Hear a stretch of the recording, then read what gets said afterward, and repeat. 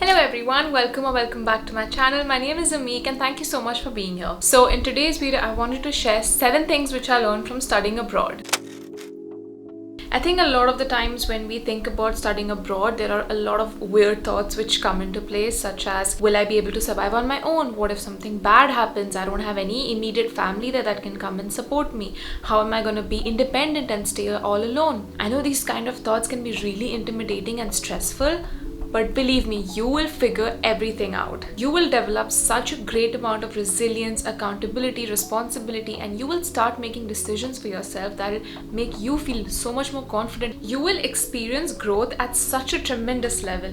And the only reason why you're so afraid is because of the fear and uncertainty which comes from the belief of, what if everything goes wrong? But let me tell you, what if everything goes right? Imagine once you step out of your comfort zone and start making different decisions than what you have always been used to, you will experience such a great level of confidence within yourself, because now you're overcoming your obstacles and actually stepping into a new version of you. All of your self-doubt will diminish to a great extent. And yes, it is going to be scary, but once you start doing it, the confidence will start building up, and now you have so much self-trust within you that the next time any obstacle comes, you can easily make decisions and understand what is the best for you. You will have the mental freedom and security to make decisions for yourself that will bring you the most amount of joy and liberation.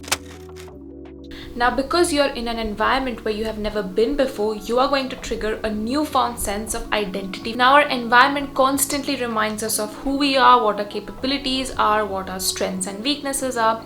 But the moment we step out of a bubble, you will realize how much potential there is to life outside of the 3 people you always hang out with, 2 places you always go to, and 1 place you have been your entire life. Now, obviously, we cannot escape our own biases, and I grew up in Odisha where I was born and brought up. So naturally, my thoughts, my perceptions, my worldview was only limited to the interactions I've had with the people around me, such as my family, my friends, my coaches, my teachers. And sometimes it is really difficult to think out of the box when you have always been surrounded by the same kind of people and in the same place and environment. So that is essentially why the moment you go out, you realize there's so much to life than what you have been grown up with. There's so many different people with different life experiences. There's so many stories which are going to inspire you, so many things to learn, so many different worldviews to adopt, that you start expanding your own horizon, your own mindset, and develop a really global perspective about things.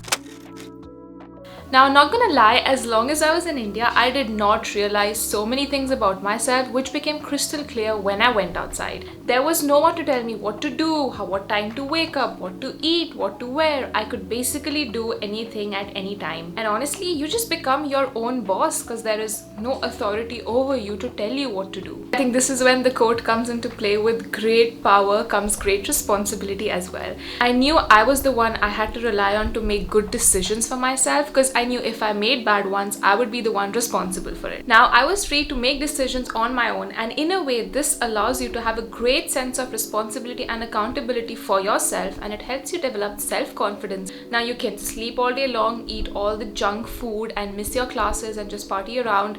And at the end of the day, you are the one who's going to be in trouble. But if you diligently work hard, study well, network with professors, make great friends, and energetically align yourself to people, places, and opportunities that align with the kind of life you want, then let me tell you, sky is the limit. So basically, when it comes down to freedom, it really means how you use it in a very meaningful way that is going to bring you the most amount of liberation and happiness. And honestly, in our 20s, the neuroplasticity of our brain is also really high, which means that it is a little bit easier to overcome your limiting beliefs, adopt a new mindset, have more positive thoughts, and actually become the person you want to wake up to every single day. I feel like 20s are the time when we can learn, make mistakes, grow, have these experiences that are going to be really helpful to us in our personal growth journey, and again, which is going to make us energetically aligned to that highest version of ourselves so that we can live more in balance, peace, and harmony.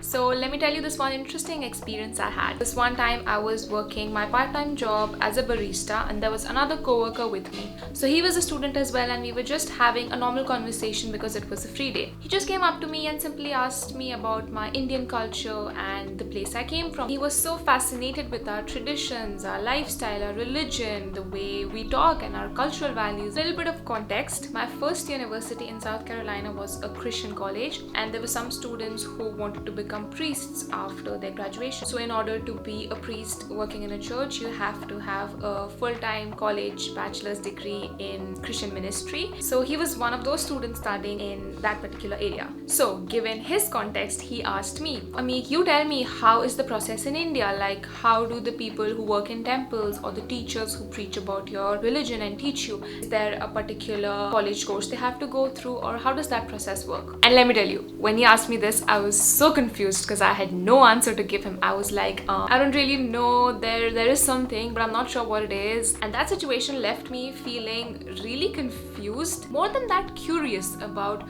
what it is that my religion and culture is, and how can I educate myself more on it so that when I go out there I can tell people the right things in the right way. And this particular experience really opened me up to the idea of who I am, where I belong, how my culture, my upbringing, my society, and the values I have lived with form the kind of person I am now. So in a lot of the other conversations I had with people, I developed so much of a deeper insight on topics like spirituality, marriage, kids, life goals, and other things which earlier I never even thought about. I think that's one of the really cool things of going abroad, is you get to meet people with such a diverse background that they can tell you so much about their experiences, and together you can actually sit down and learn so many things.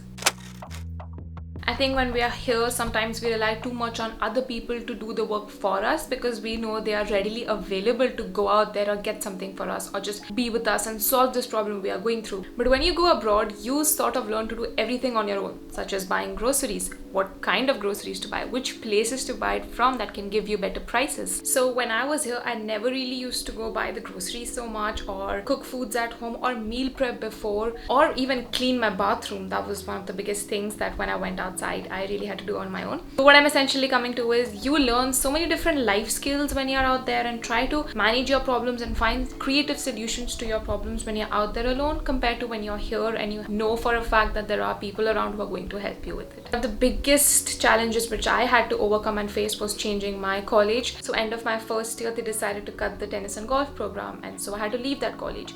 So for me, the biggest was finding a new college and then doing all my paperwork and then packing my stuff and sending it to my new place. In a way, doing all of that allowed me to develop so much of confidence in my own self that, okay, if I can do this, I can really manage and flow through any changes which life throws at me.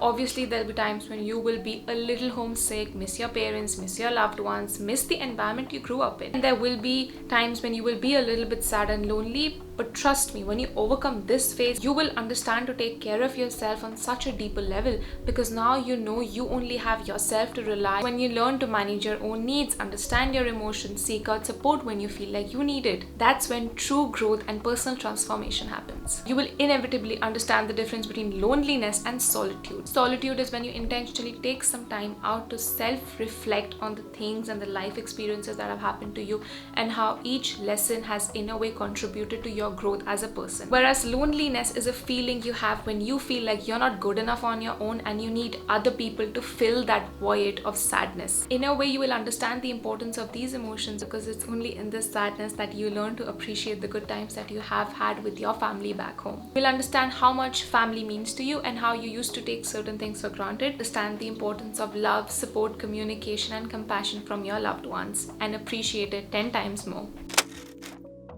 Personally, I had so many limiting beliefs, worldviews, and pattern of thinking which kept me stuck in a negative cycle. But it's only when I moved out of my comfort zone, stepped out of the environment I had basically lived my whole life, that I could discover a version of me which I never thought existed. It's only because of the interactions I've had with other people, the environment I was in, and the experiences I had that really led to me finding myself on a whole new, deeper level. And now I started developing a perspective based on my personal values and beliefs compared to what I had grown up with and the beliefs I had subconsciously adopted from everything around. And all of this transformation was only possible because I took a step out there, believed in myself that I could do something, and see myself achieve bigger possibilities. Again, thank you so much for watching this video, and I really hope this lessons helped you. Let me know in the comment which one was your favorite. Thank you so much, and I'll see you next week.